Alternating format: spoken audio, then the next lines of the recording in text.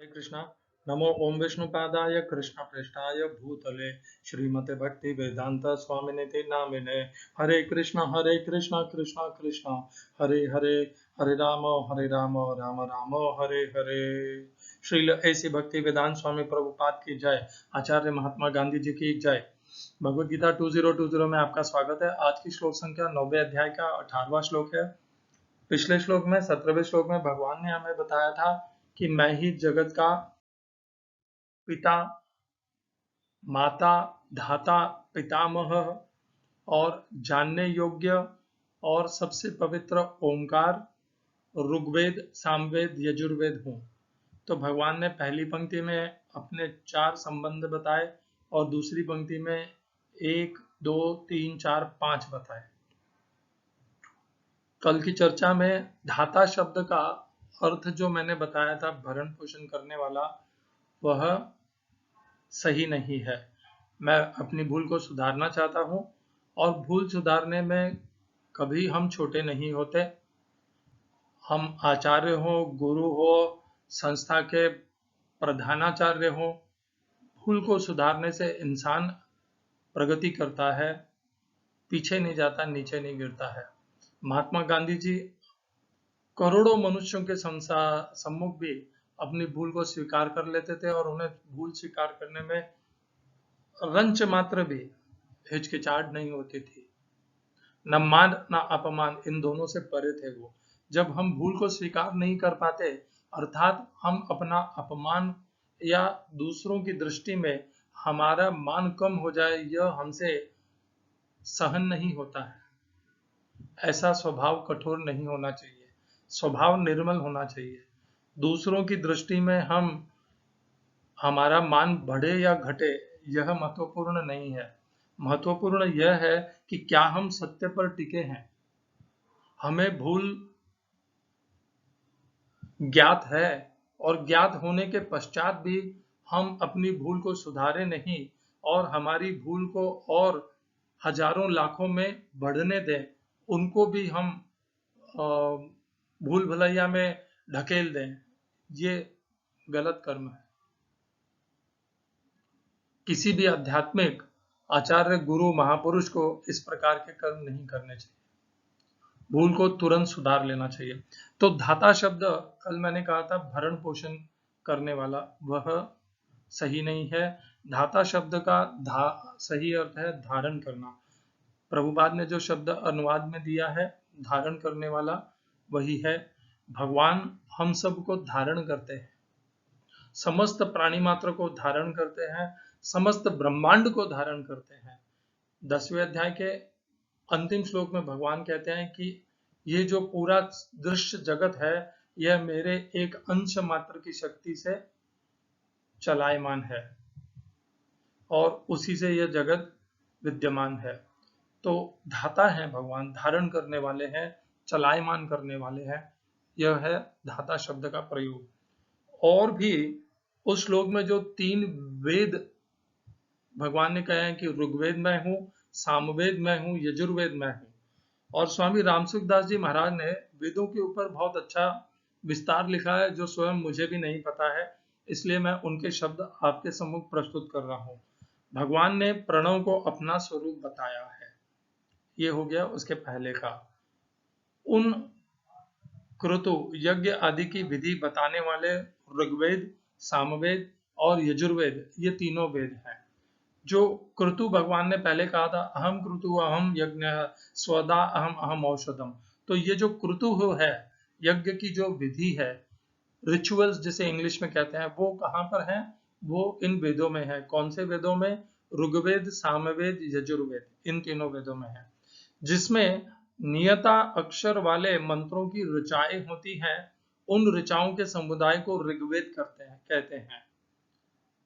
तो ऋग्वेद की पहचान किससे होती है कि उनमें जो मंत्र की ऋचाएं हैं, विधि है, क्रतु है, वह नियत अक्षर वाले हैं, जिसमें स्वरों सहित गाने में आने वाले मंत्र होते हैं। वे सब मंत्र सामवेद कहलाते हैं।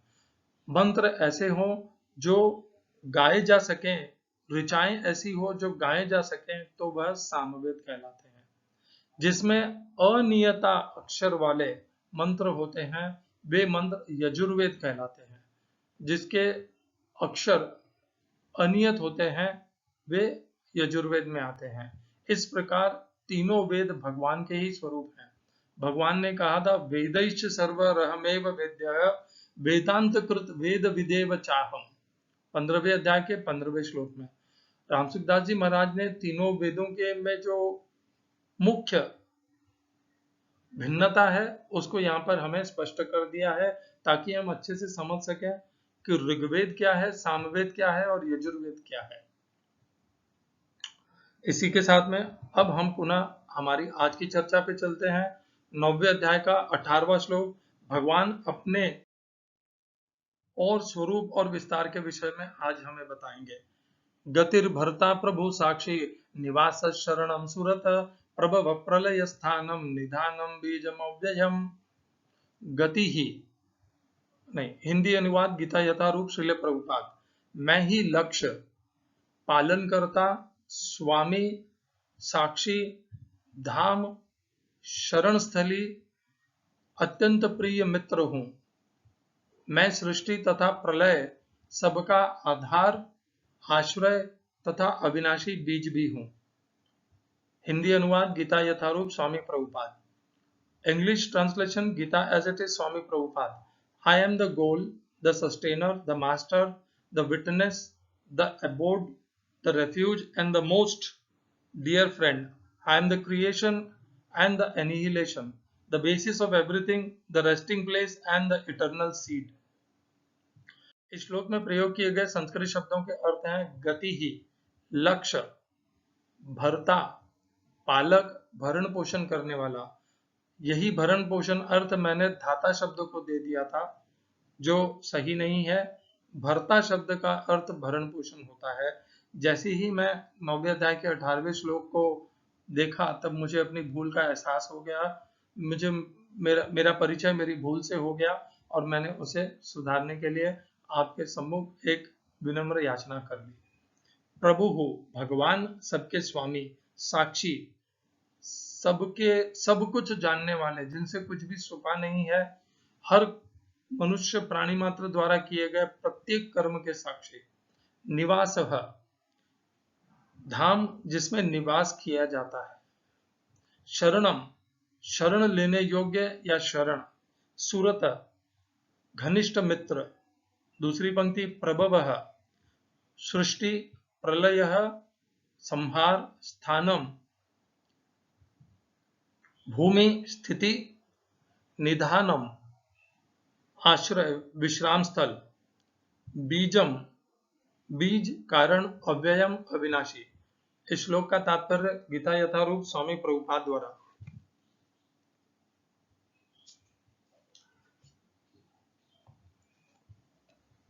गति का अर्थ है गंतव्य या लक्ष्य, जहां हम जाना चाहते हैं।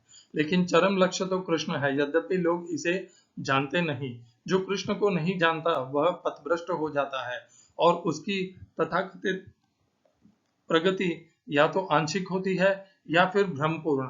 और ऐसे अनेक लोग हैं जो देवताओं को ही अपना लक्ष्य बनाते हैं और तदनुसार कठोर नियमों का पालन करते हुए चंद्रलोक, सूर्यलोक, इंद्रलोक, महलोक जैसे विभिन्न लोकों को प्राप्त होते हैं। किंतु ये सारे लोग कृष्ण की ही सृष्टि होने के कारण कृष्ण है और नहीं भी है। ऐसे लोग भी कृष्ण की शक्ति की अभिव्यक्तियां होने के कारण कृष्ण है, किंतु वस्तुतः वे कृष्ण की अनुभूति की दिशा में सोपान का कार्य करते हैं। कृष्ण की विभिन्न शक्तियों तक पहुंचने का अर्थ है अप्रत्यक्षतः कृष्ण तक पहुंचना।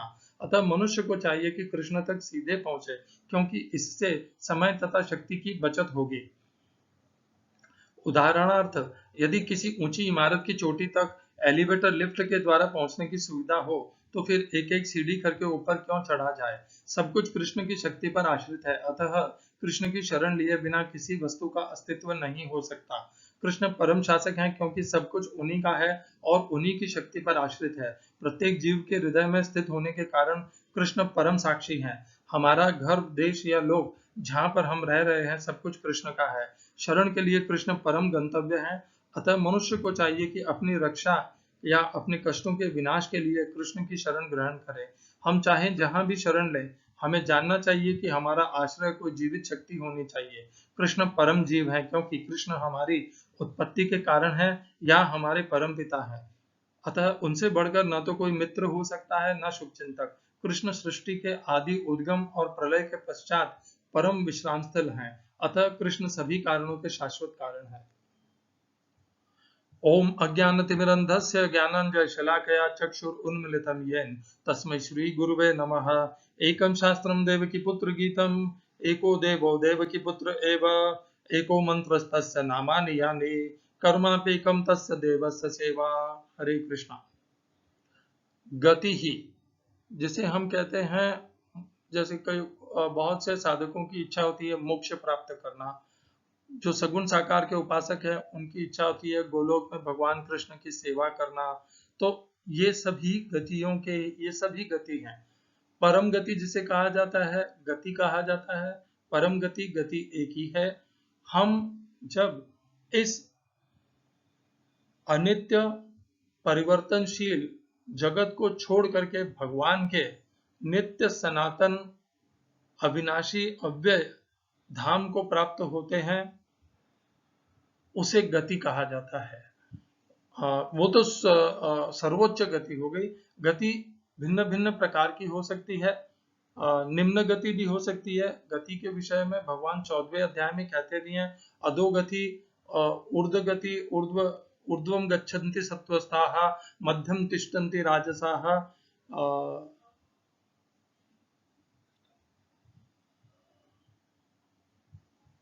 अधो गच्छन्ति तामसाः। दूसरी पंक्ति अच्छे से स्मरण नहीं हो रही है मुझे। तो इस प्रकार अलग अलग हमारी भिन्न भिन्न गति होती है, और ये सभी प्रकार की गतियां भगवान ही है। भगवान ही सबकी गति है। हम जो गति पाते हैं वह सब भगवान है। यहाँ पर विशेष करके जो गति यहाँ पर भगवान कहना चाह रहे हैं कि हमारी जो परम गति है वह भगवान कह रहे हैं कि मैं हूं। भगवान ये नहीं कह रहे कि मैं अधोगति हूं और ऊर्ध्व गति हूं, ये नहीं कह रहे। परम गति को भगवान कह रहे हैं कि वह मैं हूं। हम सबका परम लक्ष्य भगवान श्री कृष्ण होना चाहिए। ब्रह्मलोक, देवलोक, स्वर्गलोक, ये सब प्राप्त करना, यह हमारा लक्ष्य और गति नहीं होने चाहिए। भरता, सबके भरण पोषण करता। बड़ा आश्चर्य इस संसार में इतने भिन्न भिन्न करोड़ों करोड़ों असंख्य अरबों जीव हैं और सबका भरण पोषण होता है। कोई भी भूखा नहीं सोता। होते हैं कुछ जो भूखे सोते हैं, परंतु भगवान ने व्यवस्था ऐसी बनाई है कि सबके लिए पर्याप्त भोजन की व्यवस्था कर रखी है। उसके लिए उन्होंने विशेष करके भूमि को उपजाऊ बनाया है, ताकि भूमि में जो भी बीज डाले जाएं वे परिवर्तित होकर के उपज करके खाद्य में, अनाज में, फल में परिवर्तित हो जाएं। इस प्रकार भरण पोषण करने का शक्ति भूमि को प्रदान की गई है, सबका भरण पोषण करना। प्रभु सबके महेश्वर हैं वे, सर्वलोक महेश्वरम, सबके महेश्वर हैं भगवान। पहले 9वें अध्याय में भी बहुत बार भगवान ने कहा सर्वलोक महेश्वरम। तो भगवान सबके स्वामी हैं, चराचर जगत के स्वामी हैं, देवी देवताओं के स्वामी हैं, इस समस्त दृश्य जगत के स्वामी हैं। क्योंकि ये पिछले श्लोक में जैसे भगवान ने कहा दृश्य जगत के पिता भी वही हैं, माता भी वही हैं, धाता भी वही हैं, धारण करने वाले, और पितामह भी वही है। तो सब कुछ भगवान ही है, इसीलिए वे प्रभु भी हैं। क्योंकि भगवान कभी परिवर्तित नहीं होते। हमारे मित्र, संबंधी, पारिवारिक सदस्य सब परिवर्तित हो सकते हैं जन्म मृत्यु के साथ में, परंतु हमारा जो भगवान के साथ संबंध है वह नित्य रहता है, कभी परिवर्तित नहीं होता। हम उसे भूल जाते हैं परंतु वे हमें कभी नहीं भूलते।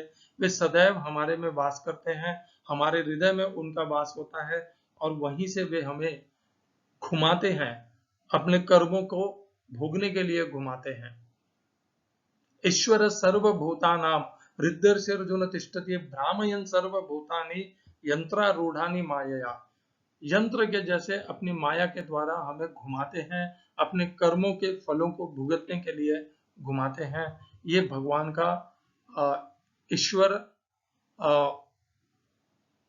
भगवान की पहचान है कि सब कुछ जो कुछ भी हो रहा है वह उनके द्वारा हो रहा है। वे ही सबको सबसे कर्म कराते हैं, कर्मों के फलों के माध्यम से कराते हैं। साक्षी, अभी जो श्लोक कहा था उसी में भगवान ने कहा था, और 15वें अध्याय के 15वें श्लोक में भी कहते हैं भगवान, सर्वस्य चाहम हृदि सन्निविष्टः मत्तः स्मृतिर्ज्ञानम अपोहनम च। तो मैं ही सबके, सर्वस्य चाहम हृदि सन्निविष्टः, मैं सबके हृदय में वास करता हूँ। मत्तः स्मृतिर्ज्ञानम अपोहनम च, मुझसे ही स्मृति, ज्ञान और अज्ञान का नाश होता है। तो ये सब भगवान के द्वारा ही होता है, भगवान की कृपा से होता है। पुस्तकें हम पढ़ते हैं, शास्त्र हम पढ़ते हैं, भगवत गीता हम पढ़ते हैं, परंतु उनका जो परिणाम प्राप्त होना है, फल जो प्राप्त होना है, वह भगवान की कृपा से प्राप्त होता है। भगवत गीता तो सभी पढ़ते हैं, कुछ को उसका अर्थ समझ में आ जाता है, कुछ के व्यवहार में परिवर्तन आ जाता है, और बाकी जन्म जन्म तक रटते रहते हैं भगवत गीता को, परंतु उनमें परिवर्तन नहीं आता। बहुत से लोग महामंत्र का जप करते हैं, कुछ 6 महीने जप करके दिव्य प्रगति पा लेते हैं, और कुछ लोग जन्म जन्म तक जप करते रहते हैं परंतु उनमें प्रगति नहीं आती। तो कहने का भाव यह है, मत्तः स्मृतिर्ज्ञानम अपोहनम च, जो ज्ञान है, जो बुद्धि है, वह भगवान की कृपा से प्राप्त होती है। हमें स्मृति है, वह भगवान की कृपा से प्राप्त होती है। तो साक्षी शब्द का अर्थ हमने जान लिया कि भगवान हमारे हृदय में निवास करते हैं। हृदय में निवास करने के कारण हम जो कुछ भी करते हैं वह सब कुछ भगवान को प्राप्त है। वैसे भी भगवान अव्यक्त रूप में हमारे चारों तरफ, भीतर बाहर, ऊपर नीचे, दाएं बाएं, सब तरफ भगवान ही भगवान है, जो हमें दिखाई नहीं देते क्योंकि वे अव्यक्त रूप में हैं। तो हम कुछ भी कर रहे हैं तो वह सब भगवान के सम्मुख ही हो रहा है। भगवान तो परम ज्ञानेंद्रिय हैं। तो कहने का मेरा भाव अर्थ यह है ज्ञानेंद्रिय से, कि उन्हें सब कुछ पता है। तो भगवान से कुछ भी छुपा नहीं है। हम दरवाजे के पीछे छुप करके करें, हम जो समुद्र की गहराई में जा करके करें, या खड्डा खोद करके धरती के भीतर जा करके करें, अपने घर के दरवाजे को बंद करके करें, या तिजोरी में बैठ करके करें, भगवान को सब कुछ पता है, क्योंकि कण कण में वह वासुदेव है। वासुदेव सर्वमिति स महात्मा सुदुर्लभ। तो भगवान से कुछ भी छुपा नहीं है, वे सबके साक्ष्य हैं, और साक्ष्य होने के कारण ही वे हमें हमारे कर्म के फलों को भुगतने के लिए माया के द्वारा हमें परवश रखते हैं, हमें कर्म के फलों से छूटने नहीं देते। उनका न्याय और कर्म की जो उनके फलों की व्यवस्था है वह अति कठोर है, दृढ़ है, किसी के लिए वह चूकती नहीं है, वह हमेशा न्याय और धर्म के परायण है। तो भगवान यह सब इसीलिए कर पाते हैं क्योंकि हमारा किया हुआ कर्म कभी उनसे चुकता नहीं है। हम कर्म तो कर लेते हैं, काम क्रोध लोभ के आवेश में आकर के हम कर्म तो कर लेते हैं। हाँ, हमारी अदालत से हम छूट सकते हैं, अदालत से हम निरपराध होकर के छूट सकते हैं, परंतु भगवान को सब पता है कि हमने क्या अपराध किया है, कितना अपराध किया है, हमारे अपराध के कारण किस किस जीव और प्राणी को क्षति हुई है। और भगवान की कर्मफल की व्यवस्था इतनी सख्त है कि अदालत से छूटने के पश्चात भी हमें हमारे कर्मों को भुगतना ही पड़ता है। और यह भगवान की व्यवस्था ऐसी है। देर हो सकता है, इसीलिए कहते हैं भगवान के देर में देर है, घर में देर है परंतु अंधेर नहीं है। उनके कर्म फल की व्यवस्था एकदम सही है, सटीक है। कर्मों के फल हमें छोड़ते नहीं है। साक्षी निवासः, भगवान वह है जिनमें हम, वह हमारा धाम है, जिनमें हम निवास करते हैं। भगवान ने पहले भी कहा था, 9वें अध्याय के 5वें 6ठे श्लोक में भी कहा था कि समस्त सभी प्राणी मुझ में स्थित है परंतु मैं उनमें स्थित नहीं हूँ। तो यही वह निवास शब्द का अर्थ है कि हम सब भगवान में स्थित हैं भी और नहीं भी हैं। क्योंकि भगवान हम में स्थित नहीं है, जिस प्रकार वायु आकाश में स्थित है वैसे ही हम भगवान में स्थित हैं, परंतु भगवान पूर्णतः हमारे भीतर स्थित नहीं है। तो निवास शब्द का अर्थ यही है कि भगवान हम सबके निवास हैं, हम जिनके भीतर रहते हैं वही भगवान है। शरणम, शरण लेने योग्य है भगवान। शरणम, हम शरण लेते हैं देवी देवताओं की और धन की, संपत्ति की, पद की। वे तो क्षणभंगुर हैं, शरीर के साथ, समय के साथ छूट जाएंगे, परंतु भगवान की शरण ऐसी है, हम यदि एक बार उनके तरफ अपना मुख कर लेते हैं तो उसके बाद भगवान हमारी ऊपर अपनी कृपा बरसाना कभी नहीं छोड़ते। जब तक कि हमसे कोई घोर अपराध नहीं हो जाए तब तक भगवान हमारे प्रति सुहृद व्यवहार करते हैं, सदैव हमारे शुभचिंतक रहते हैं, सदैव हमारे रक्षक रहते हैं, सदैव हमारे समस्त मार्ग के मार्ग बताने वाले रहते हैं, हमें समस्त मार्गों में से, कठिनाइयों में से बचाने वाले रहते हैं। सूरदम सर्वभूताना, ये थी पहली पंक्ति में भगवान ने अपने विषय में बताया। देखिए क्या क्या बताया। भगवान परम गति है, सबके भरण पोषण करता है, भगवान सबके स्वामी है, सब जो कुछ भी हो रहा है सबके साक्षी हैं, निवास है हम सबका, स्थान है जहाँ पर हम स्थान लेते हैं, शरण है हम सबकी, और सबके परम हितैषी भी हैं, सबके रक्षक हैं, सबके प्रेमी हैं, सबके प्रति उनका समभाव रहता है। सात भगवान ने अपने विषय में पहली पंक्ति में बताया। अब हम जाते हैं दूसरी पंक्ति पे।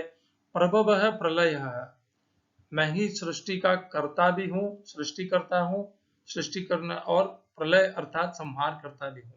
दोनों ही काम भगवान ही करते हैं। उत्पत्ति तथा प्रलय दोनों भगवान स्वयं करते हैं।